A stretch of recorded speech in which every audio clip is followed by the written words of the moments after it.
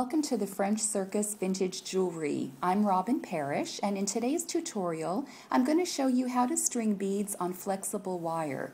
This is a really basic jewelry making technique I use all the time, and I think you'll find it extremely useful whether you're making a simple single-strand necklace or bracelet or a more complicated multi-strand piece.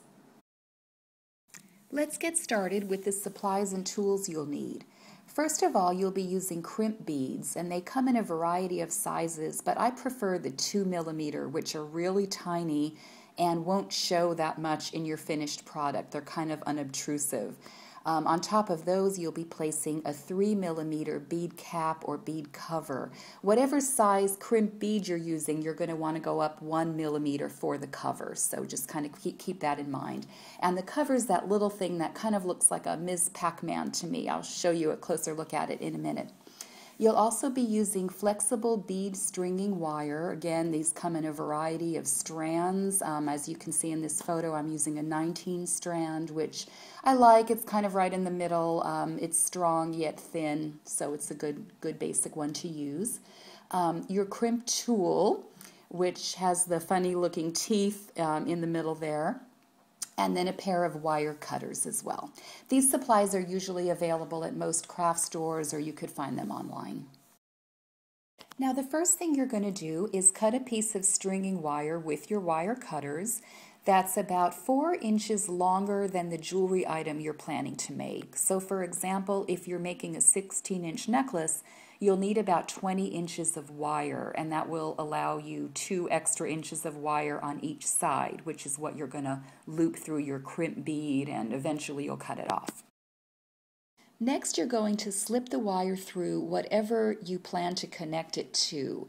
So in the photo here, I've strung it through a 3-way jewelry connector, and as you can see, there are already 2 other strings of rosary beads in this example. So I was making a 3-strand necklace, but you might be connecting it directly to a clasp or some other beads that you've wire wrapped, for example. It's really up to you. One trick I've kind of learned is rather than stringing directly to a clasp, that sort of locks you into the length of the necklace forever and ever, or else you'll have to, if you need to make it longer, for example, for a client, or if you're giving it as a gift, you would have to completely start over, just cut your string and completely redo the necklace. If you put a wire-wrapped bead between your strung beads and the clasp, you can always just take that off and add a few more beads or something like that. I hope I'm not confusing anybody. But again, if you're going to attach the string directly to a clasp, you're kind of locked into that length forever and ever unless you completely take it apart. Now you're going to slide your crimp bead, in this case we're using a 2mm bead, over both ends of the wire, and on one side you're just going to leave about a 2-inch tail. So one side will be long where you're going to string your beads, the other is just that 2-inch tail we talked about. Now we get to use the crimp tool. That's the one with the funny teeth in the middle. It's important that you use one of these when crimping your bead rather than just flat nose pliers, which I know some people try to use, but you're really not going to get a nice tight crimp with that. In this case, you're going to be using the teeth to kind of form a U shape in the crimp bead, and you want each strand of your wire to be on each side of the U, if that makes sense. So they're really locked in tight. Now hold your crimp tool in the opposite direction and squeeze both ends of the U together, so you're forming a really tight, small crimp over the wires. Just squeeze as hard as you can, and then I usually tug on the bead afterward with my fingers to just make sure it's not going to go anywhere. The last thing you want is for that to slip around and all the beads to fall off. Now take your bead cap or cover, in this case we're using 3mm to go over our 2mm bead, and again this is the thing that I really think looks like Ms. Pac-Man, and you're just going to place it right over that crimped bead and then squeeze it closed with either your crimp tool or flat nose pliers will work in this case. These are usually fairly soft metal that you can flex, so you just want to give it a gentle squeeze, and form a round bead with it. If you squeeze too hard on this, you'll really crush it. The whole point of this bead cover is for decorative purposes, just so you don't see kind of that ugly crushed bead underneath, so you just want this to be nice and clean and smooth. So this is where the fun begins. You can actually start stringing your beads. Just make sure the first 2 or 3 beads you use should have a little bit of a larger hole that will accommodate sliding over both ends of the wire. Remember, at this point you still have your long piece of wire and your 2-inch tail. You want to get at least a couple of beads on that 2-inch tail as well, so you're not cutting it too close to the crimp. My fear is always if I cut too close to the crimp, it might eventually slip out and the whole string will come apart. So you want to just give yourself that little extra assurance.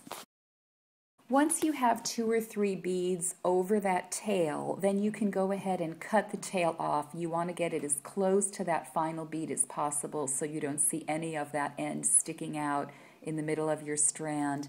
I have kind of cheated in this photo. I only used 1 large bead because I was doing a custom order and it was a pearl necklace, and I just wanted to only use 1 silver bead to kind of minimize that effect, but ideally you would use 2 or 3. Now you can just go ahead and string all the rest of your beads on the wire. This is really where the fun part comes in, I should say. You can get creative with colors and patterns and just do your thing here. I'm keeping it simple with some pearls. Again, this was a custom order using a client's own vintage pearls, but you can really have fun at this point. Once you have all your beads in place, you're ready to finish the piece off. And basically, we're just going to do that the same way we got it started, but in the reverse order. So for example, you can see that I have all my pearls strung on the wire now, and then I've slid on that silver bead. Again, the only reason I'm really using the silver bead is because it has a larger hole than the pearls did, and I'm able to get it over both ends of the wire. And then I'm going to slide the 2mm crimp bead on that. And then finally the wire is going to slip through, in this case, the other connector on the other side of the necklace. In your case, it might be a clasp or a wire-wrapped bead, for example.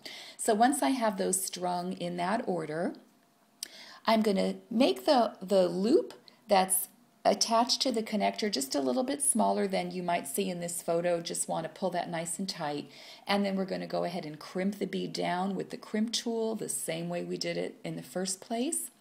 Your bead cap or cover will go over that, squeeze it closed, and then you'll cut off your excess tail and you're all done.